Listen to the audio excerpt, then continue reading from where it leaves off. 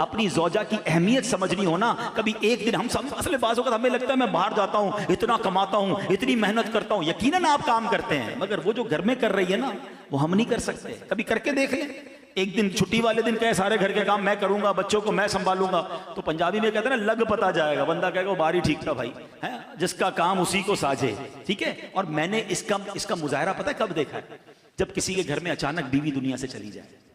हाँ, उससे पूछो, जब उसको बच्चे संभालने पड़े, जब उसको घर संभालना पड़ा, फिर अंदाजा हुआ कि मुझे तो कितनी आसानियां थी। मेरे कपड़े तैयार, मेरा खाना तैयार, मेरी दवाई पीनी तो दवाई तैयार, और फिर भी मैं बातें ही सुनाता हूं। कभी आपने सोचा? अच्छा, ये मैं बड़ी अजीब बात कर रहा हूं, हो सकता है कोई कहे मौलाना साहब को क्या हो गया। मैं इस्लाम की बात कर रहा हूं। मैंने आपको आपके नबी की हदीस सुनाई है। सरकार दो आलम अलैहिस्सलातु वस्सलाम से सवाल हुआ कि आपके लिए सबसे पसंदीदा शख्सियत कौन सी है? हुजूर, आप सबसे ज्यादा किससे मोहब्बत फरमाते हैं? आप सोचो नबी पाक ने क्या जवाब दिया। आपने फरमाया आयशा रदियल्लाहु ताला अन्हा। हमारी अम्मी हुजूर का नाम लिया, सरकार ने अपनी ज़ौजा का नाम लिया। बेस्ट, सबसे ज्यादा नबी पाक मोहब्बत फरमाते। हम तो इजहार भी नहीं कर सकते।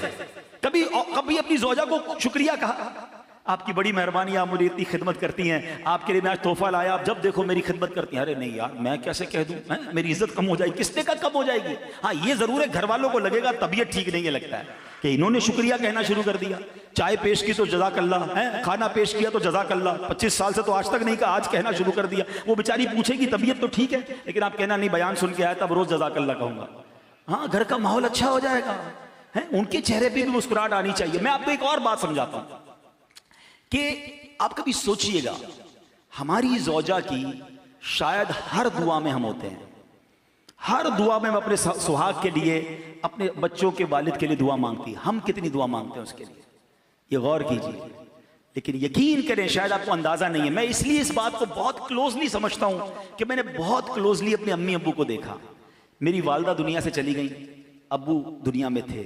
मैंने जब अब्बू की तन्हाई देखी ना, और उनकी कैफियत देखी। हम समझते जवानी में मियाँ बीवी जरूरी हैं, ये रिश्ता मरते दम तक जरूरी है, बुढ़ापे में ज्यादा जरूरी है। ये एक दूसरे के दुख दर्द के साथ ही होते हैं। इनका उठना जल्दी होता है, इनका सोना जल्दी होता है, इनके बहुत सारे मामूलात एक दूसरे से जुड़े हुए होते हैं। शरीके हयात पहले चली जाए ना, मर्द टूट के रह जाता है। अच्छा, मर्द चला जाए, औरत जिंदगी गुजार लेती है, क्योंकि उसको बच्चों को, कई बेवा औरतें हैं जिन्होंने अपने बच्चों को बड़ा किया है, क्योंकि उनको घर संभालना आता है, मर्द को नहीं आता। तो मेरे प्यारे इस्लामी भाइयों, कदर कीजिए, ये अल्लाह की नेमत है, और इस कदर का इजहार भी कीजिए, उनके लिए दुआएं कीजिए, उनका शुक्रिया अदा कीजिए।